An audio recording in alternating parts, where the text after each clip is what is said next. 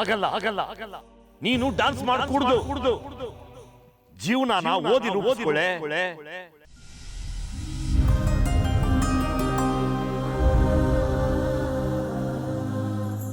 Dance ಮಾಡಿ ಬದುಕೋ ಆಸೆ ನಮ್ಮ ಕುಟುಂಬಕ್ಕೆ ಬೇಡ ಬೇಡ ಕೊಡೋದು ನಿಲ್ಲಿ.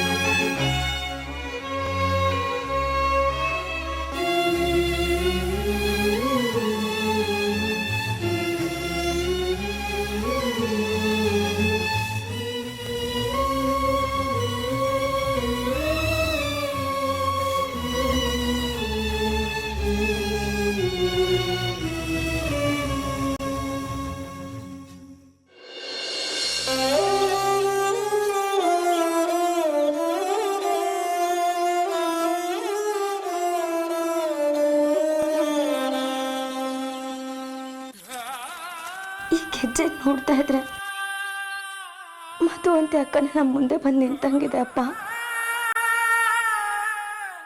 ಥ್ಯಾಂಕ್ಸ್ ಬಾ, ಇಷ್ಟು ವರ್ಷ ಇದನ್ನ ಜೋಪಾನವಾಗಿ ಕಾಪಾಡಿದ್ದಕ್ಕೆ.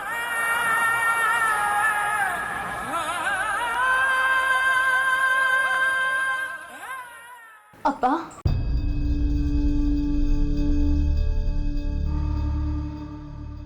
ಅಪ್ಪ ಅಪ್ಪ ಏನಾಯ್ತಪ್ಪ? ಅಕ್ಕ ನೆನ್ಪಾದ್ಲ? ಹೌದು ಕಣ್ರೆ, ಅವತ್ತು ನಾನು ಮಾಡಿದ ಸರಿನೋ ತಪ್ಪೋ ನನಗೆ ಗೊತ್ತಾಗಲಿಲ್ಲ. ಆದರೆ ಅವಳ ಮನ್ಸಿಗೆ ತುಂಬ ನೋವು ಮಾಡಿಬಿಟ್ಟೆ. ಏನಾಯ್ತಪ್ಪ ಅವತ್ತು? ಕೇಳಬೇಡ, ಹೇಳೋದಕ್ಕೆ ನನಗೆ ಹಿಂಸೆ ಆಗುತ್ತೆ. ನಮ್ಮ ಹತ್ರ ಹೇಳ್ಕೊಳ್ಳಿಯಪ್ಪ, ಮನ್ಸಾಗುರ ಆಗುತ್ತೆ.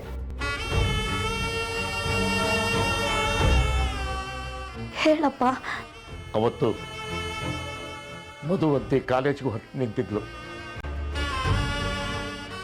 ನಾನು ಅವಳ ಹತ್ರ ಹೋಗಿ ಬ್ಯಾಗ್ ಕೊಡಿಲಿ ಅಂತ ಕೇಳಿದೆ. ಯಾಕೆ ಅನ್ಲು. ಹೇಳ್ತೀನಿ ಕೊಡು ಅಂದೆ. ಅವಳು ಕೊಡಲಿಲ್ಲ. ನಾನು ಬಿಡಲಿಲ್ಲ. ಬಲವಂತ ಮಾಡಿ ಬ್ಯಾಗನ್ನು ಕಿತ್ಕೊಂಡೆ. ಒಳಗೆ ನೋಡಿದೆ, ಗೆಜ್ಜೆಗಳಿತ್ತು. ಗೆಜ್ಜೆನ ತಗೊಂಡೆ, ಬ್ಯಾಗ್ನ ಬಿಸಾಕ್ತೆ. ಎಷ್ಟು ಹೇಳಿದ್ರು ನೀನು ನನ್ನ ಮಾತೇ ಕೇಳಲ್ಲ ಅಲ್ವಾ? ಯಾಕೆ ಬೇಕು ನಿನಗೆ ಕುಣಿಯೋ ಹುಚ್ಚು ಅಂತ ಸಿಕ್ಕಾಪಟ್ಟೆ ಬಾಯಿಗೆ ಬಂದಾಗೆಲ್ಲ ಬೈದ್ಬಿಟ್ಟೆ.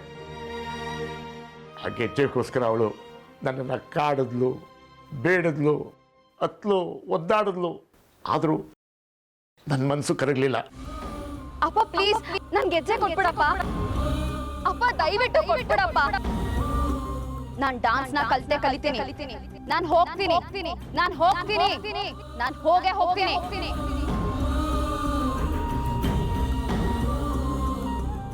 ಎಷ್ಟು ಬೇಡ್ಕೊಂಡ್ರು ನಾನು ಆ ಗೆಜ್ಜೆನ ಅವಳಿಗೆ ಕೊಡಲೇ ಇಲ್ಲ. ನನ್ನ ಜೀವನದ ಕೊನೆ ಆಸೆ ಅಂದ್ಲು. ನನ್ನ ಮನಸ್ಸು ಕರಗಲಿಲ್ಲ. ಆ ಡ್ಯಾನ್ಸ್ನ ಕಲಿತೀನಿ, ನಾನು ಹೋಗ್ತೀನಿ ಅಂದ್ಲು. ನನ್ನ ಮಗಳು ನನ್ನ ಮಾತು ಕೇಳ್ತಾ ಇಲ್ವಲ್ಲ ಅಂತ ನನಗೆ ತುಂಬ ಕೋಪ ಬಂತು. ನನ್ನ ಕೈಲಿದ್ದ ಗೆಜ್ಜೆಗಳನ್ನ ಕಿತ್ಕೊಳ್ಳೋ ಪ್ರಯತ್ನ ಪಟ್ಲು. ನಾನು ಕೋಪದಲ್ಲಿ ಆ ಗೆಜ್ಜೆನ ತೆಗೆದು ಅವಳ ಮುಖಕ್ಕೆ ಎಸೆದ್ಬಿಟ್ಟೆ. ನಾನು ಎಸೆದ ರಭಸಕ್ಕೆ ಅವಳಿಗೆ ಎಷ್ಟು ನೋವಾಯ್ತೋ ಏನೋ. ಕೆನ್ನೆ ಹಿಡ್ಕೊಂಡು ಗೊಳೋ ಅಂತ ಹತ್ತುಬಿಟ್ಲು. ಕೋಪದಲ್ಲಿ ಗೆಜ್ಜೆಗಳನ್ನ ತಗೊಂಡು ನನ್ನ ಪಾದದ ಹತ್ರ ಇಟ್ಬಿಟ್ಟು ಹೊಟ್ಟೆ ಹೋದ್ಲು.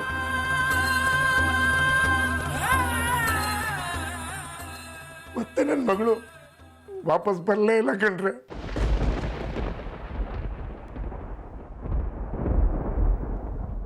ಅದು ಅವಳು ಕೊನೆಯ ದಿನ ಆಗಿತ್ತು. ಮತ್ತೆ ಅವಳನ್ನ ಸಮಾಧಾನ ಮಾಡೋಕ್ಕೆ ನನ್ನ ಕೈಯಿಂದ ಆಗಲೇ ಇಲ್ಲ. ಅದನ್ನು ನೆನೆಸ್ಕೊಂಡಾಗೆಲ್ಲ ನನಗೆ ಆ ಪಾಪ ಪ್ರಜ್ಞೆ ಕಾಡುತ್ತೆ ಕಣ್ರೆ. ಯಾವತ್ತೂ ಅವಳು ನನ್ನ ಕೈಯಲ್ಲಿ ಹೊಡೆಸ್ಕೊಂಡ್ಲು ಅವತ್ತೇ ಅವಳು ಪ್ರಾಣ ಹೋಗ್ಬಿಡ್ತು ಕಣ್ರೆ.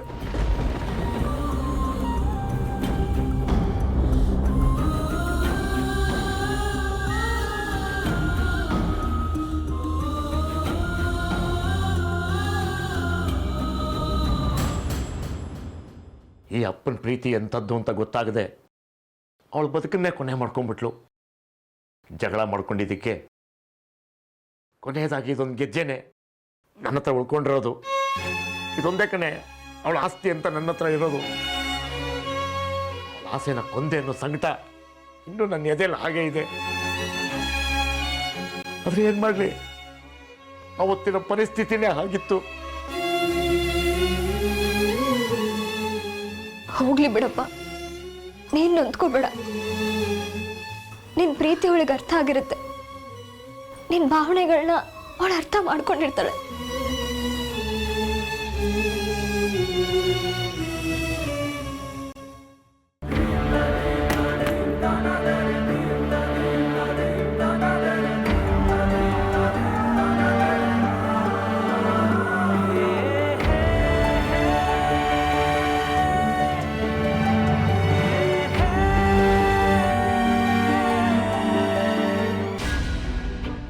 ಹಂಸಿನಿ ಜೊತೆ ಮದುವೆ ಆದರೆ ನಮ್ಮ ವಿಕ್ರಮ್ ಜೀವನ ಸರಿ ಹೋಗುತ್ತೆ ಅಲ್ವಾ?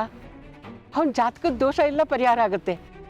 ನಮ್ಮ ವಿಕ್ರಮ್ ಸಿಂಹ ಈ ರಾಜ್ಯದ ಮುಖ್ಯಮಂತ್ರಿ ಆಗ್ತಾನೆ ಅಲ್ವಾ ರೀ? ಅಂದ್ರೆ ಹಂಸಿನಿ ಜೊತೆ ವಿಕ್ರಮ್ ಮದುವೆ ಮಾಡೋಕೆ ರೆಡಿ ಅನ್ನೋ ಥರ ಮಾತಾಡ್ತಿದ್ಯಲ್ಲ? ಅಂದರೆ ವಿಕ್ರಮ್ ಜೊತೆ ಹಂಸಿನಿ ಮದುವೆ ಮಾಡಬಾರ್ದು ಅಂತ ನೀವು ಹೇಳ್ತಾ ಇರೋದು? ಹಂಸಿನಿ ನಾಗಲಕ್ಷ್ಮಿ ಮಗಳು. ಅವಳಿಗೆ ವಿಕ್ರಮ್ ಜೊತೆ ಮದುವೆ ಮಾಡಿದ್ರೆ ಈ ಮನೆ ಯಜಮಾನ್ಕನೆಲ್ಲ ಅವಳ ಕೈ ಕೊಟ್ಟಾಗುತ್ತೆ.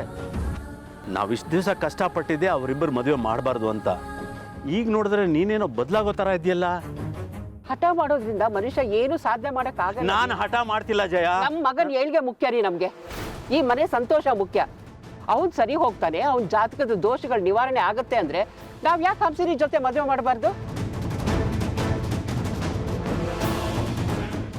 ಎರಡು ಸುಳಿ ಇರೋ ಹುಡುಗಿನ ಮದುವೆ ಆದರೆ ವಿಕ್ರಮ್ ಜಾತಕದ ದೋಷ ಎಲ್ಲ ಪರಿಹಾರ ಆಗುತ್ತೆ. ಆ ಹುಡುಗಿ ನಮ್ಮ ಹಂಸಿನೇ ಆಗಿದ್ದಾಳೆ. ಆದರೆ ನಾವು ಯಾಕೆ ನಮ್ಮ ಅದೃಷ್ಟ ಅಂತ ಅನ್ಕೋಬಾರ್ದು?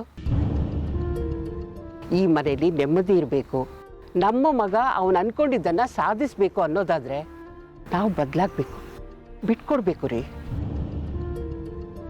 ನೀನ ಈ ಮಾತಾಡ್ತಿದ್ಯಾ? ನಾನೆಲ್ಲ ರೀ ಮಾತಾಡ್ತಿರೋದು, ತಾಯಿ ಮಮತೆ ಮಾತಾಡ್ಸ್ತಿರೋದು.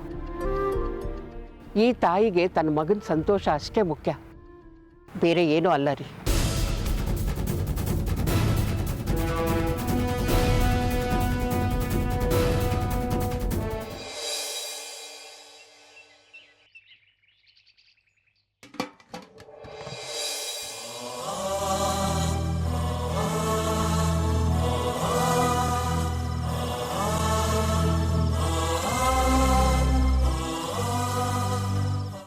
ವಿಕ್ರಮ್ ಸಿಂಹ ಕ್ಷೇತ್ರ ಜನರ ಸಂದರ್ಶನಕ್ಕೆ ಹೋಗ್ತಾ ಇದ್ದಾನೆ. ಜನಗಳ ಹತ್ರ ಹೋಗಿ ಪರಿಹಾರ ಅಂತ ಘೋಷಣೆ ಮಾಡಿ ಬುಟ್ಟಿಗೆ ಹಾಕೊಳ್ಳೋ ಚಾನ್ಸಸ್ಸು ಇದೆ. ವಿಕ್ರಮ್ ಸಿಂಹ ನಾರಾಯಣಪಟ್ಟಣಕ್ಕೆ ಹೋಗಬಾರ್ದು. ಹೇಗಾದ್ರೂ ಮಾಡಿ ಅದನ್ನು ತಡಿಬೇಕು ನಾವು. ಜನಗಳ ಮುಂದೆ ಅವನ ಭಾಷಣ ಮಾಡಬಾರ್ದು.